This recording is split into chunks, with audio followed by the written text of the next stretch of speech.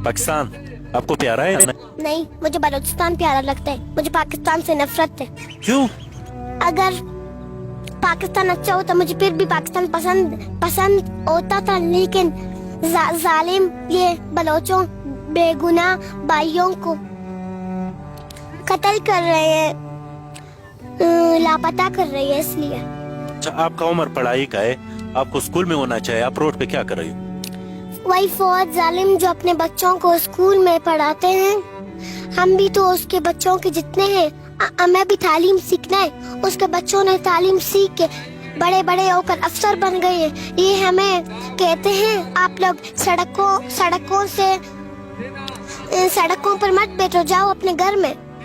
हम बोलते हैं नहीं जाएंगे जब तक हमारे तमाम लापता भाइयों को मंजर पर नहीं लाए। ये जो 10 साला बलोच लड़की पाकिस्तान से नफरत का इजहार कर रही है, उसकी नफरत एक दिन के अंदर पैदा नहीं हो गई, बल्कि जैसा उसका खुद कहना है कि over the period of time state जो है उसने उसके लोगों के साथ ऐसा बर्ताव किया है कि एक 10 साला बच्ची जो है वो भी अब पाकिस्तान के वजूद से नफरत करने लगी है। उसे सिर्फ बलूचिस्तान एज ए सूबा या एज ए मुल्क पसंद है, एक अलहदा एंटिटी के तौर पे पसंद है, पाकिस्तान का पार्ट पसंद नहीं है। अब ये जो फिनोमेना हुआ है ये ऐसे ही नहीं हो गया, इसके पीछे बहुत बड़ी कारस्तानी है। इससे पहले कि हम उस कारस्तानी में जाएं, इससे पहले आप एक और वीडियो सुनें। इस्लामाबाद पुलिस ने हम यहाँ पे मुजाहिदीन जो है ना, पहले तो हमें छोड़ा नहीं गया, हम यहाँ पे धरना दे रहे थे, बच्चे औरतें सो रहे थे, ना हमने कुछ खाया है सुबह से, इतनी सर्दी में हमारे पास कुछ भी नहीं था, हम सड़क के ऊपर ही सो रहे थे, बच्चे बीमार थे, औरतें थे, लेकिन फिर भी हम हौसला रखे हुए थे कि हम हौसले के साथ बैठेंगे। हमारे पास कोई भी मुज़ाकरात के लिए नहीं आया। और उसके बाद जो है ना, इन्होंने हमारे जो मेल साथी है उनको ट्रकों में लादना शुरू किया, फीमेल्स पर तशद्दुद किया। जब हमने इसकी मज़म्मत की तो वो औरतें जो गाड़ी पर चढ़ी थी, जाहिर सी बात है आपने हजारों लोगों को गुमशुदा किया, ये गुमशुदगी के खिलाफ एहतजाज चल रहा है, और आप आकर फिर से हमारे भाइयों को उठा कर ले जाएंगे। इस्लामाबाद पुलिस और इस्लामाबाद इंतजामिया शुरू दिन से इस लॉन्ग मार्च को जो है ना तशद्दुद के जरिए कोलैप्स कराने की, इसको खत्म करने की कोशिश करना चाहती थी। इसी वजह से वो इस इंतजार में थे कि किस तरह जो है ना लॉन्ग मार्च के शुरा खुद जो है ना आगे बढ़े और हम उन पर वायलेंस करें।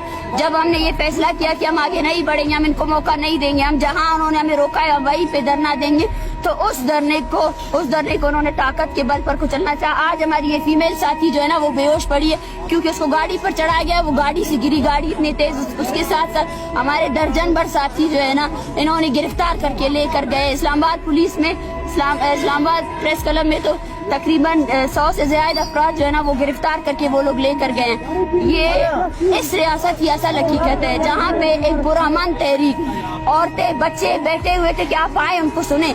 आपने आज साबित कर दिया कि इस रियासत के अंदर बलोच के लिए कोई जगह नहीं। तो ये जनाब एक पढ़ी लिखी डॉक्टर महरंग बलोच हैं, MBBS हैं, और अभी ये PGR हैं SSG के अंदर, वहाँ पे बलूचिस्तान के अंदर। अब देखें कि ये एहतजाज के लिए, पुरअमन एहतजाज के लिए बलूचिस्तान से पैदल निकली थी, फिर ये पूरे पंजाब के हार्टलैंड से, फार्म से, ज़मीनों से पैदल चलते हुए सख्त सर्दी के अंदर, जब आप हीटर लगा के कमरों के अंदर बैठे हुए हैं, तब ये पाकिस्तान का कैपिटल जो है इस्लामाबाद, जिसके ऊपर अपेरेंटली सारे पाकिस्तान का हक होता है, उस कैपिटल के अंदर पहुंच जाती हैं। लेकिन उस कैपिटल में एंट्री जो है, चूँकि ये चिल्ड्रन ऑफ लेसर गॉड हैं, तो उनको इस एंट्री की इजाज़त नहीं मिलती, बल्कि जो मुक्तदर हलके हैं उन्होंने ये फ़ैसला किया कि हम इनको रास्ते में ही रोक देंगे, और रोक कर हम इनको जैसे वापस डिपोर्ट करते हैं, आप किसी गैर मुल्क के अंदर चले जाएं और वहाँ पे आप इल्लीगली पकड़े जाएं तो वो आपको डिपोर्ट कर देते हैं, तो उसी तरीके से ट्रकों के अंदर भर भर के इनको हम वापस बलूचिस्तान के अंदर डिपोर्ट कर देंगे। अब सबसे पहले तो समझते हैं कि ये लोग जो हैं वो एहतजाज कर क्यों रहे हैं। ये लोग इसलिए एहतजाज कर रहे हैं कि इनके प्यारे, इनके वालिदैन, भाई बहन, बच्चे जो हैं उनको स्टेट ने इल्लीगली उठा लिया, और उठाने के बाद उनको किसी अदालत के सामने भी पेश नहीं किया, पेश करके ये भी नहीं बताया कि उनका जुर्म क्या है, और वो सालों से लापता हैं।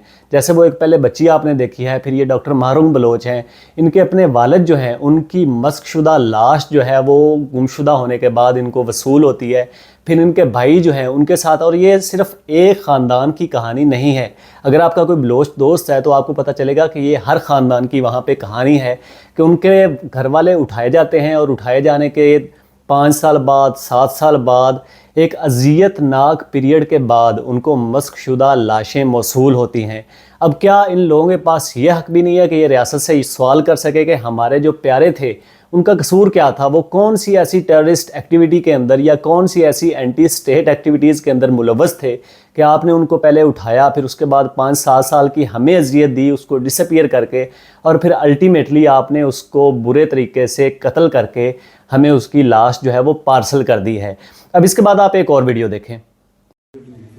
یہ ظلم کی انتہا دیکھو چیز جیسے پاکستان, میری ایک بیوہ عورت کی آپ سے اپیل ہے, 70 سالہ ساتھ میں ایک ماں بھی ہوں, گھر پہ میں سوئی ہوئی تھی, آج پھر خواجہ آصف نے میرے گھر پر حملہ کرایا.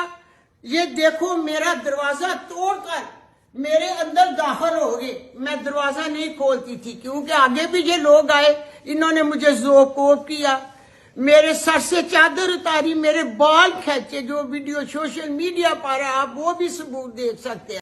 یہ جناب ہمارے پنجاب کی ایلیٹ کی ایک خاتون ہے, عثمان ڈار صاحبہ کی والدہ.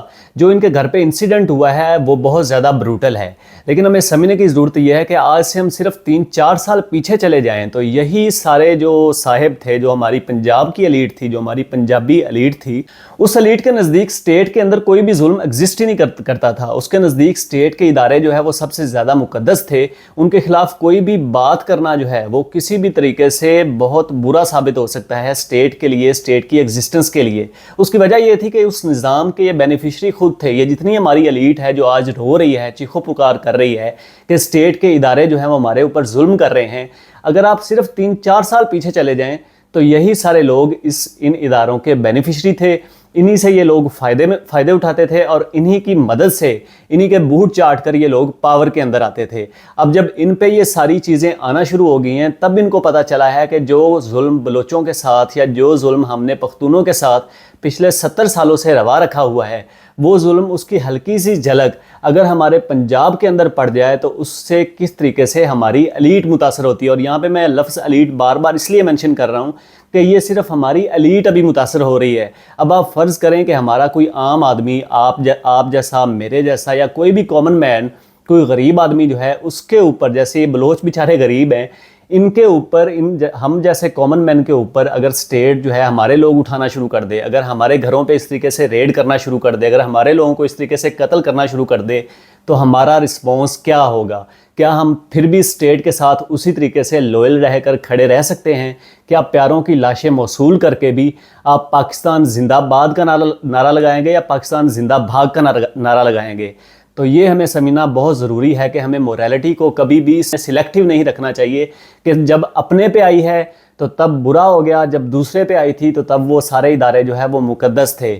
تو اب ٹائم یہ آ گیا ہے کہ ہم اکراس دی بورڈ یہ جتنے بھی ادارے ظلم کر رہے ہیں, یہ جتنے بھی لوگ جو ہیں وہ ظلم کر رہے ہیں, ان کی مذمت کریں اور ان بلوچ بھائیوں بہنوں کے ساتھ ہم فل سولیڈیرٹی کے ساتھ کھڑے ہو جائیں. جس طریقے سے بھی آواز اٹھا سکتے ہیں, آپ اسلام آباد کے گرد و نواح میں ہیں, آپ ان کے فزیکلی جا کے سپورٹ کر سکتے ہیں, آپ سوشل میڈیا پہ تھوڑا سا انفلوئنس رکھتے ہیں تو ویڈیوز کو شیئر کر سکتے ہیں.